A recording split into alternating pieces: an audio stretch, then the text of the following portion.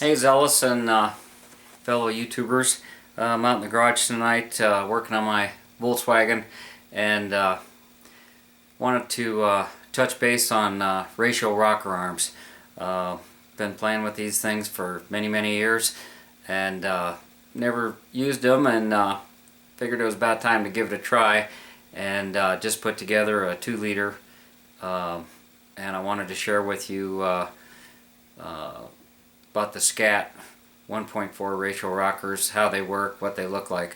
So first of all, let's take a look at the old stock setup, refresh everybody's mind. I'm sure everybody's done this many times, but just want to make sure it's all fresh. Okay, now what we've got here is I believe this is a little 1600 or 1776, I can't remember. I've got a lot of them. Anyhow, this rocker shaft here is not stock, but it's got the stock rocker arms. This is what they call the solid shaft. When you take off all the spring clips and you put the capturing screws on the ends to make sure that the rocker arms track and follow without wearing out those little spring clips. Got these heavy duty single springs on here, and those little clips will just cut in half. So you use the stock bars in the middle, but there's a spacer in here. Anyhow, let's get back on the ratio rockers. The adjusting screws on top and the push rods on the bottom, and this is where you loosen the lock nut and do your adjustment to get your valve lash. Alright, now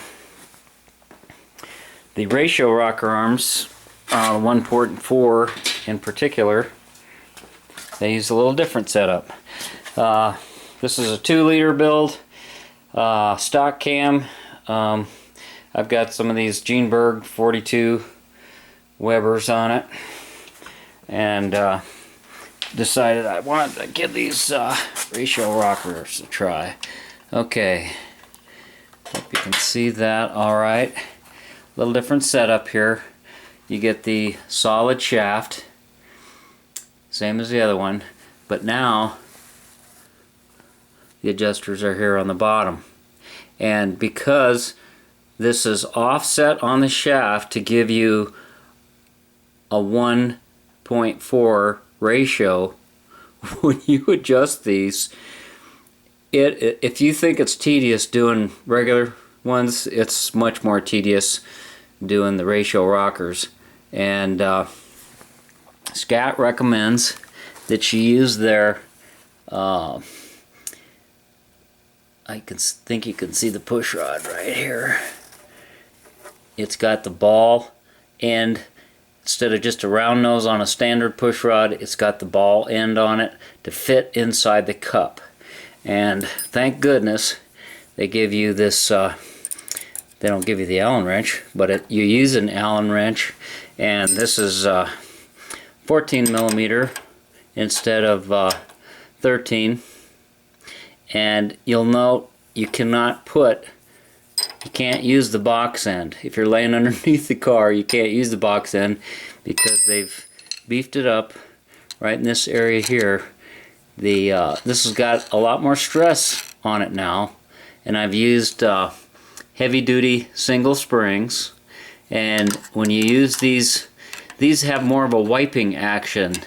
You've got I've got another video up, or we'll be putting one up, that shows how you cut the length of push rods, and it's more of a wiping action, so you have to use lash caps, and they fit over the end of the new valve stems, using stainless steel valves here with lash caps. It's the whole recommended setup by Scat, and you take your lot less valve clearance since you're using a steel push rod instead of an aluminum one. You've got, I'm only adjusting them to 3/1000ths, and it's a snug 3/1000ths, but it is tedious loosening and tightening and loosening and tightening, because it's really a hair trigger. And I just wanted to share that with you guys, so if you were thinking about getting them, you know what you're getting into. and for Zealous, so you can see what I'm dealing with here. We were talking on the phone about it, so now you can have a look. Hope you're all having a good night. Get out in the garage. Take care.